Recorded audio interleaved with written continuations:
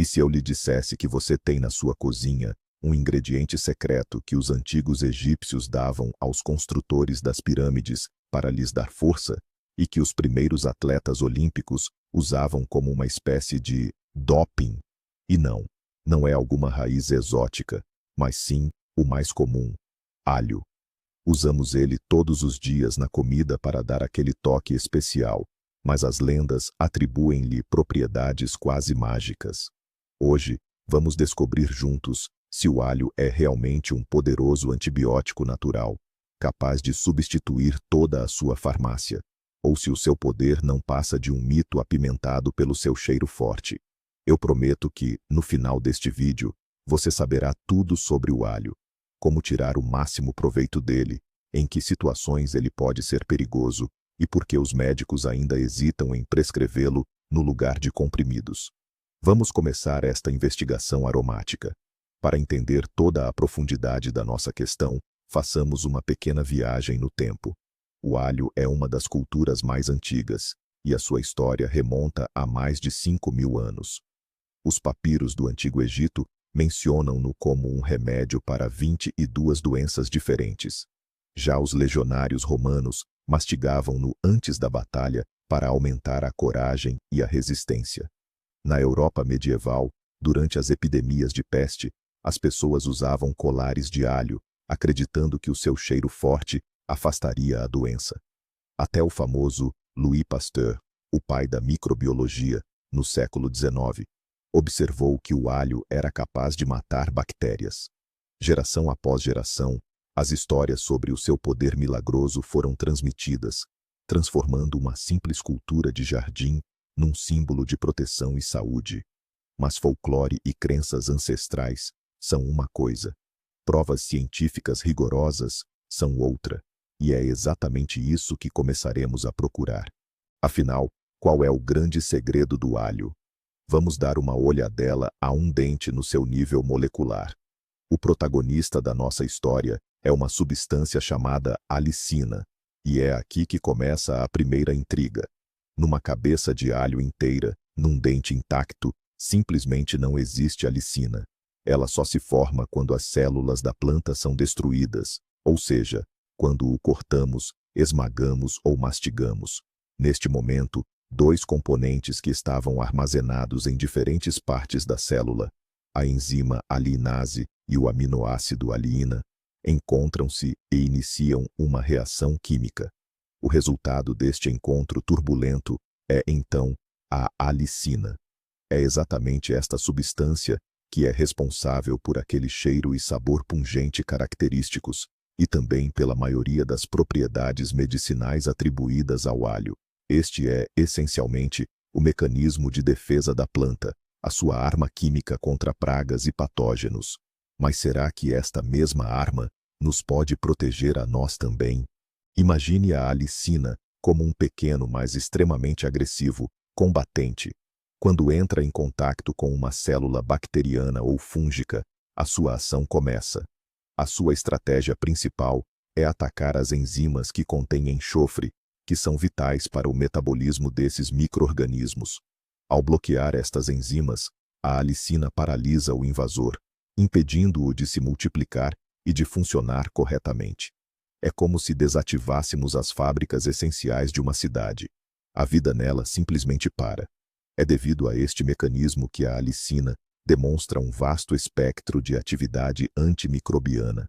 É eficaz contra bactérias gram-positivas e gram-negativas, fungos leveduriformes, incluindo a notória Cândida, e até mesmo contra alguns vírus e protozoários. É esta versatilidade que a torna um objeto de estudo tão atraente. Mas até que ponto esta eficácia, demonstrada em laboratório, é aplicável na vida real? Chegamos agora ao mito central. Será que o alho consegue substituir os antibióticos que compramos na farmácia? A resposta, de forma simples e direta, é não. E é fundamental que isso fique claro. Quando um médico lhe receita um curso de antibióticos para tratar, por exemplo, uma pneumonia bacteriana ou uma amigdalite, significa que a infecção é grave e exige uma intervenção poderosa e totalmente direcionada. Medicamentos como a penicilina ou a amoxicilina, possuem uma dosagem rigorosamente calibrada. A sua concentração no sangue é previsível, e a sua eficácia foi comprovada em ensaios clínicos de larga escala. O alho, apesar de todos os seus benefícios reconhecidos, não consegue garantir este mesmo nível de fiabilidade e consistência. A alicina, o composto ativo, é uma substância extremamente instável e degrada-se rapidamente.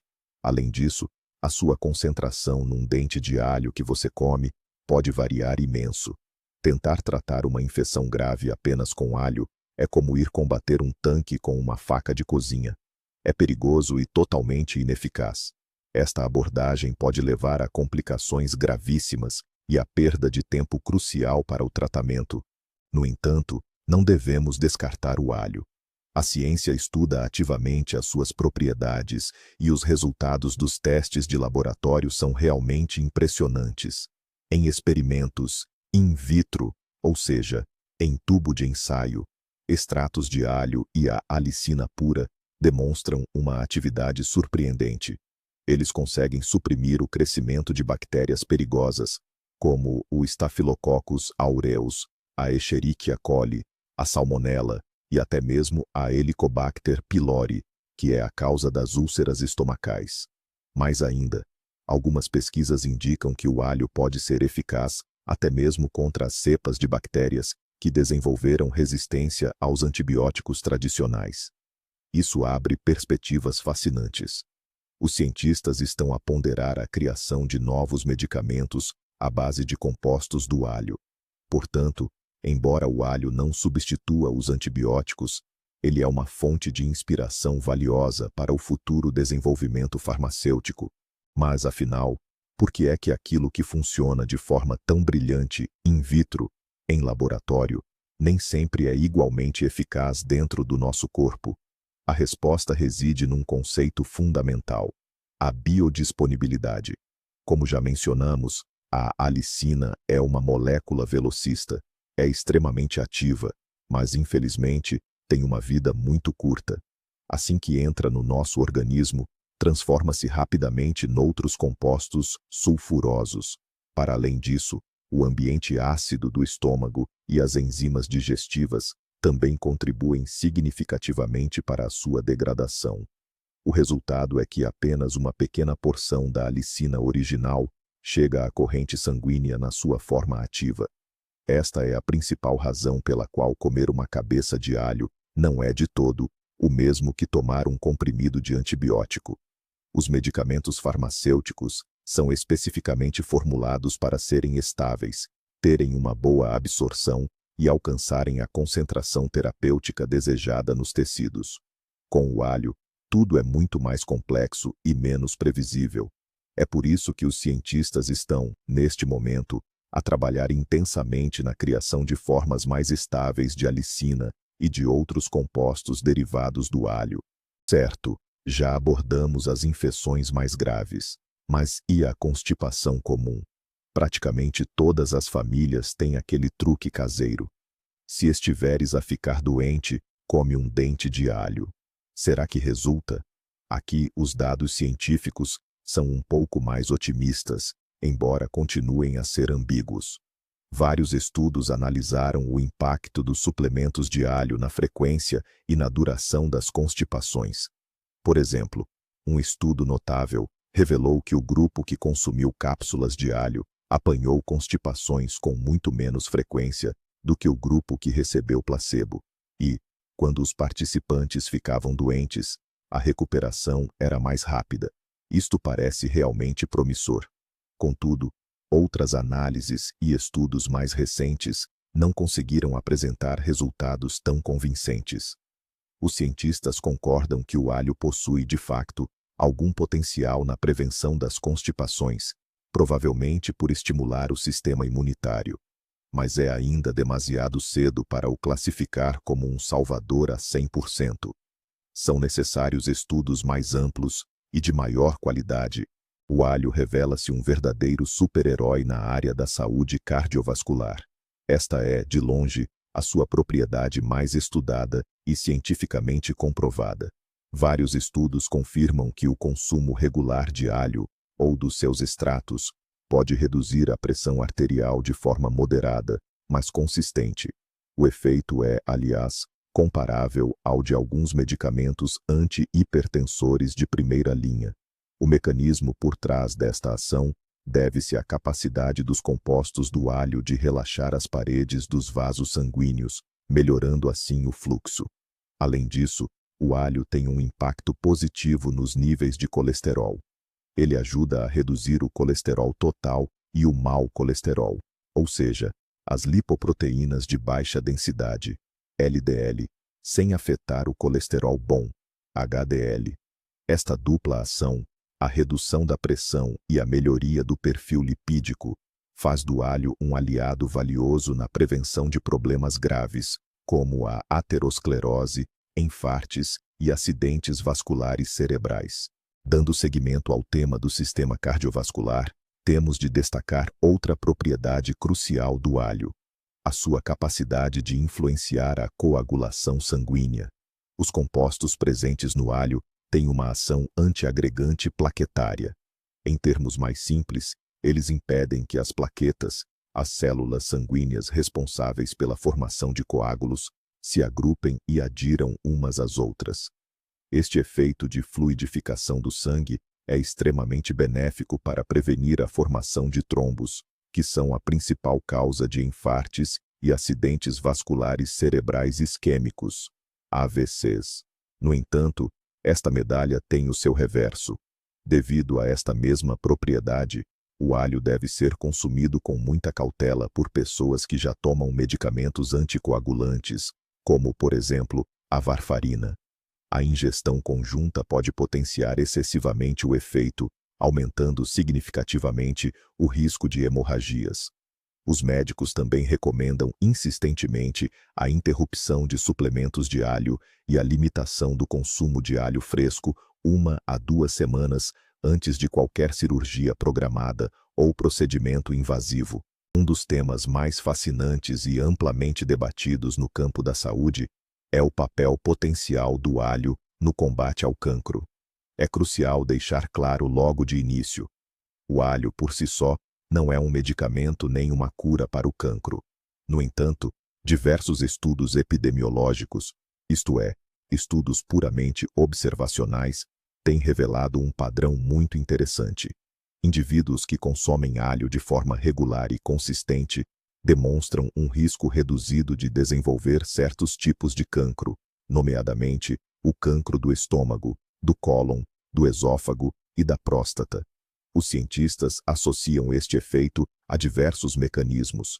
Em primeiro lugar, as suas propriedades antioxidantes ajudam a proteger as células de danos provocados pelos radicais livres. Em segundo lugar, os compostos presentes no alho parecem ser capazes de retardar o crescimento de células tumorais, chegando mesmo a induzir a apoptose, um processo conhecido como morte celular programada.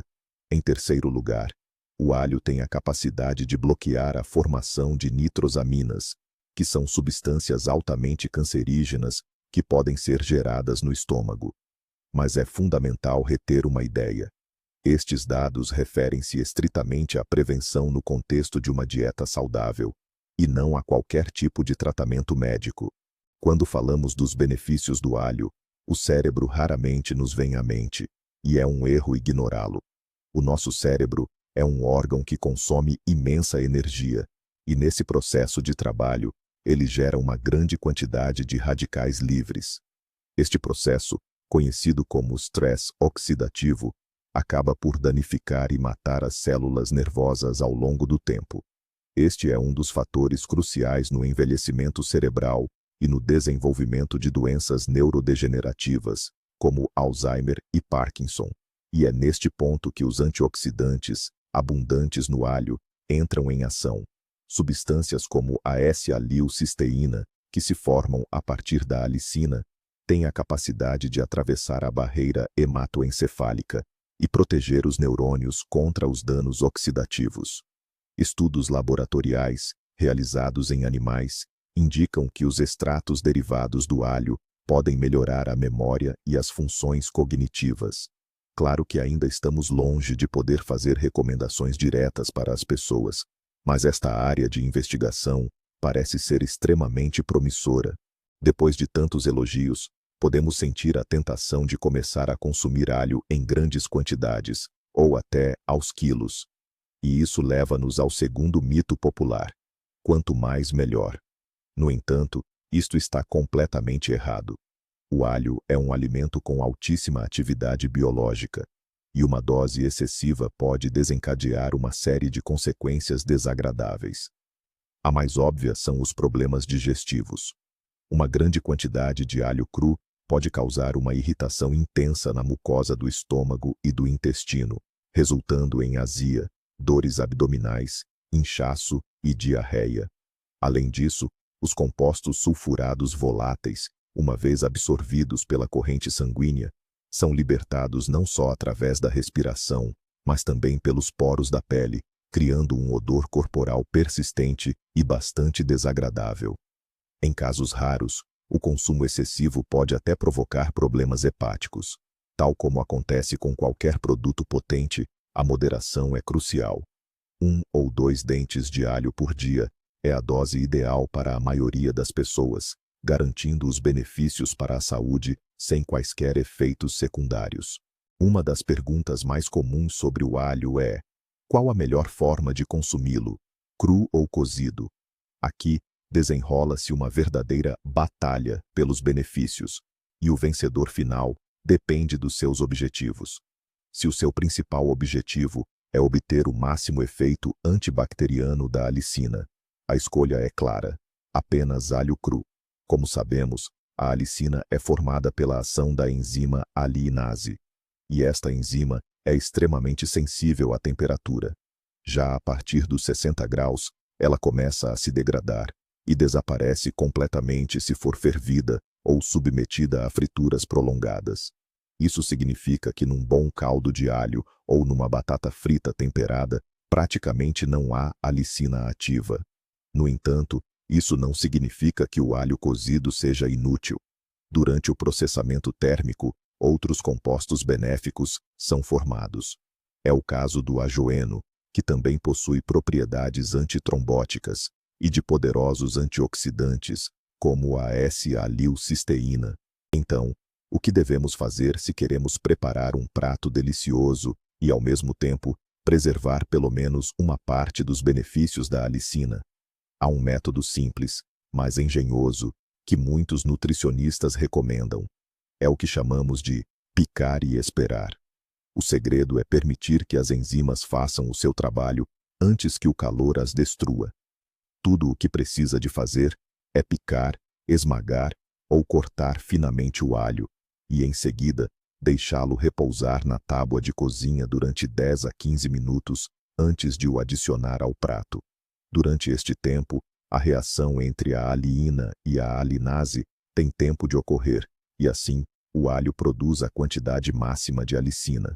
Estudos mostram que este alho ativado retém muito mais das suas propriedades antimicrobianas, mesmo após uma breve exposição ao calor. Este passo simples não lhe custa nada, mas garante que obtenha muito mais benefícios do seu tempero favorito. O mercado moderno oferece alho em diversas formas: dentes frescos, pó, cápsulas de óleo e comprimidos com extrato. O que devemos escolher? Se não tiver contraindicações, o alho fresco é sempre a melhor opção.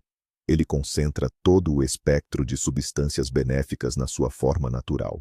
O alho em pó é uma alternativa conveniente, mas a maior parte da alicina se perde durante o processo de secagem. No caso dos suplementos, a questão é um pouco mais complexa. Sua principal vantagem é a ausência de odor e a dosagem padronizada. No entanto, a qualidade pode variar drasticamente. As cápsulas oleosas são consideradas as menos eficazes, pois a alicina se mostra instável quando está no óleo. A melhor opção são os comprimidos revestidos por uma camada entérica especial. Essa camada protege as substâncias ativas do suco gástrico, permitindo que sejam liberadas apenas no intestino. Ao selecionar um suplemento, procure no rótulo a informação sobre o potencial de liberação de alicina. esse é o critério de qualidade mais crucial. Apesar de a alicina ser a principal estrela do alho, seria injusto ignorar os seus outros componentes valiosos. O alho é um autêntico tesouro de nutrientes. Por exemplo, o S-alilcisteína, já mencionado, é um poderoso antioxidante facilmente absorvível, presente em grandes quantidades no extrato de alho envelhecido. O alho também contém flavonoides, como a quercetina, que combatem a inflamação. É uma excelente fonte de manganês, um mineral essencial para a saúde óssea e para o metabolismo. Contém vitamina B6, crucial para o sistema nervoso, e vitamina C, que apoia e fortalece a imunidade. Além disso, o alho é rico em selênio, um micronutriente que desempenha um papel fundamental no bom funcionamento da tireoide e na proteção das células contra danos. É precisamente esta composição rica e complexa que transforma o alho não apenas numa especiaria, mas num verdadeiro alimento funcional. O tema da saúde intestinal e do microbioma é hoje incrivelmente popular. Mas que papel é que o alho desempenha neste contexto? A sua ação aqui é dupla. Por um lado, o alho é um prebiótico. Ele contém tipos específicos de fibra, como a inulina e os fruto-oligosacarídeos, que não são digeridos na parte superior do trato gastrointestinal, mas chegam ao intestino grosso. Aí servem de alimento para bactérias benéficas, como as bifidobactérias e os lactobacilos. Desta forma, consumir alho com moderação estimula o crescimento de uma microbiota saudável. Por outro lado, estas mesmas substâncias pertencem ao grupo dos FODMAPs, hidratos de carbono de cadeia curta, que podem causar problemas a quem sofre da síndrome do intestino irritável.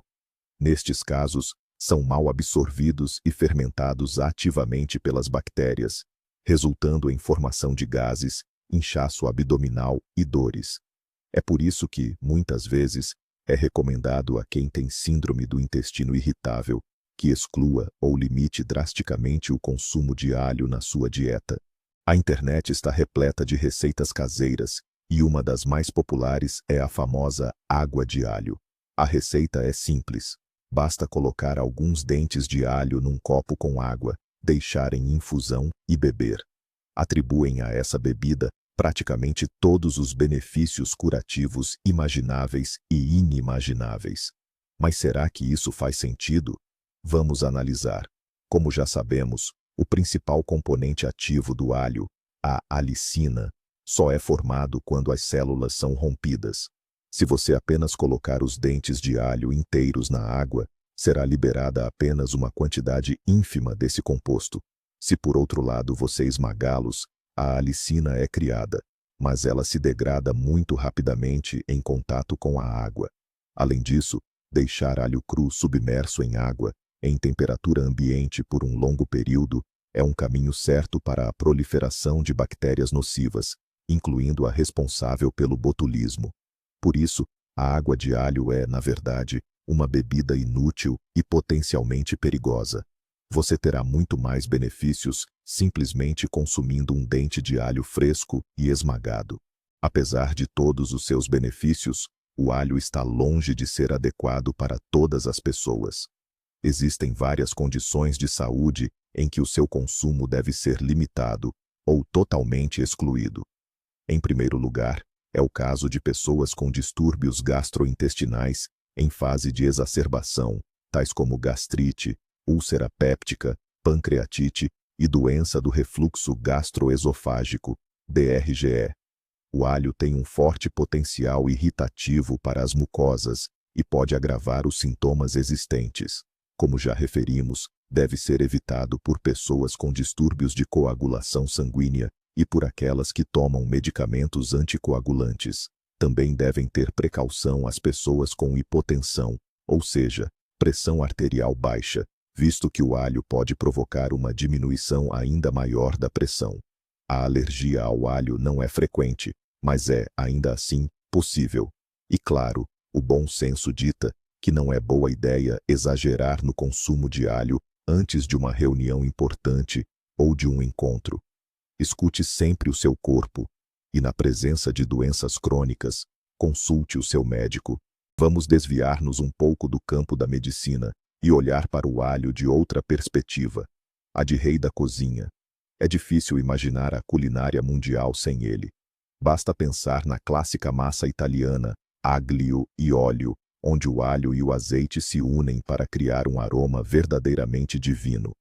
Ou então, na sopa francesa, aigo boulido, que é inteiramente dedicada ao alho. Na cozinha asiática, é usado em praticamente todo o lado, desde os stir-fries chineses aos caris tailandeses. Na dieta mediterrânea, reconhecida como uma das mais saudáveis do mundo, o alho é um componente absolutamente indispensável. Ele tem a capacidade de transformar o prato mais simples, acrescentando-lhe profundidade, complexidade e um toque de sabor picante. Combina na perfeição com carne, peixe, vegetais, leguminosas e cereais. É um verdadeiro soldado universal que torna a nossa comida não apenas mais saudável, mas infinitamente mais saborosa. E talvez seja nesta dualidade que reside a sua principal magia, na capacidade de nos trazer benefício e prazer ao mesmo tempo. Então, depois de tudo o que ouvimos, como podemos incluir este superalimento de forma inteligente no nosso dia a dia? Aqui ficam algumas dicas simples. Primeiro, dê preferência ao alho fresco, em vez do alho em pó. Segundo, lembre-se da regra. Pique e espere 10 minutos antes de cozinhar. Adicione o alho picado aos temperos das saladas. Combinado com azeite e sumo de limão, é uma solução simples e muito saudável. Esfregue um dente de alho no pão torrado para fazer as bruschetas mais aromáticas. Adicione-o apenas no final da preparação de sopas, molhos e estufados de vegetais, para minimizar a perda dos nutrientes. E para reduzir o hálito após a refeição, pode mastigar um raminho de salsa, beber um copo de leite ou comer uma maçã. O mais importante é a regularidade e a moderação. Deixe que o alho se torne o seu companheiro constante e delicioso no caminho para a saúde. E afinal, qual é o veredicto? O alho é a pílula mágica que cura todas as doenças? Não. É apenas um tempero saboroso? Também não. A verdade, como quase sempre acontece, reside no meio termo. O alho é um alimento funcional notável, um verdadeiro super-tempero oferecido pela natureza. A ciência comprova os seus benefícios reais para a saúde do coração, dos vasos sanguíneos e para o suporte da imunidade. As suas propriedades antibacterianas são impressionantes, mas é crucial lembrar que ele não deve, em nenhuma circunstância, substituir os antibióticos modernos no tratamento de doenças graves. A força do alho não está no consumo pontual durante uma enfermidade, mas sim na sua inclusão regular e moderada, numa dieta saudável e equilibrada. Ele não é uma panaceia, mas sim um dos muitos elementos essenciais no mosaico de um estilo de vida saudável. Obrigado por assistir a este vídeo até o fim. Se aprendeu algo novo e útil, por favor, demonstre o seu apoio com um like e inscreva-se no canal para não perder as nossas próximas análises e informações. E agora, uma pergunta para você. Como utiliza o alho com mais frequência? Apenas para dar sabor? Ou acredita mesmo no seu poder curativo? Partilhe as suas histórias e receitas favoritas nos comentários. Vamos conversar.